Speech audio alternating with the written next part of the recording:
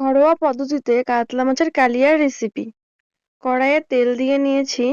এবার ফোড়ন দিয়ে দেব গোটা জিরে, তেজপাতা, শুকনো লঙ্কা দুটো আর গোটা গরম মশলা দিয়ে ভালো মতো নেড়ে এখন কেটে রাখা পেঁয়াজ খুব পাতলা করে কেটে নিয়েছিলাম দিয়ে সামান্য একটু লবণ দিয়ে হালকা লাল লাল করে ভেজে নেব যতক্ষণ না লাল হয়ে যায়।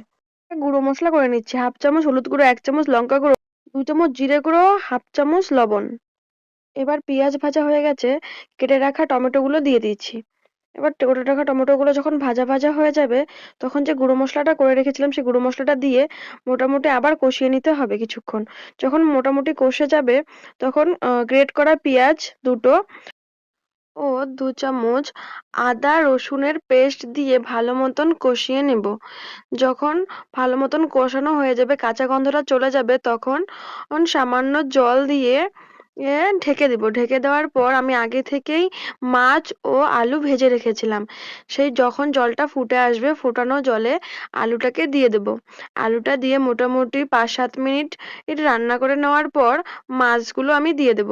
মাছটা দেওয়ার পর আর মোটামুটি আরো 5-7 মিনিট ফুটে এলেই গরম মশলা দিয়ে নামিয়ে নিলেই রেডি কাতলা মাছের কালিয়া।